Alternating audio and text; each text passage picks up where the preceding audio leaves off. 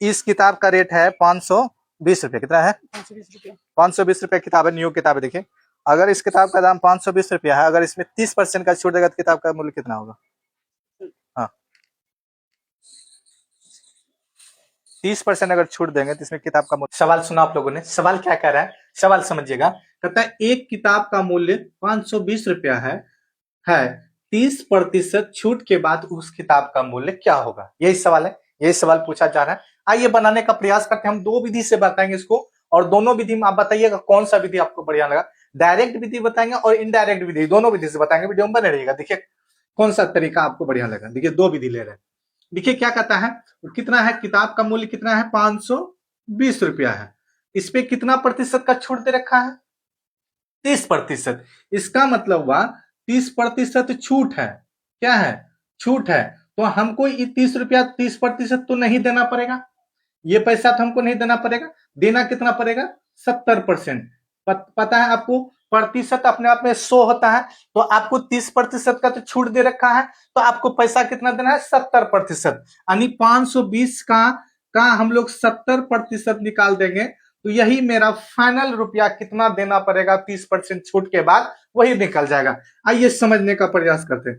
520 गुना 70% का मतलब होता है 1/100, यही होता है। आइए यहां से एक जीरो कट गया, यहां से जीरो, यहां से एक जीरो, यहां से एक जीरो, एक कटा।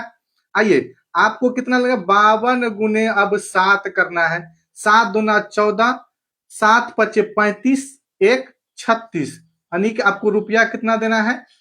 364 रुपया आपको देने हैं। 364 रुपया आपको देना है। कब? 520 रुपया किताब का दाम है और 30% छूट दे रखा है, तो आपको किताब का रियल मूल्य हो जाएगा 364 रुपया। कितना हो जाएगा? 364 रुपया। आइए और एक विधि समझते हैं। 520 है, 520 का आप कितना निकाल लीजिए?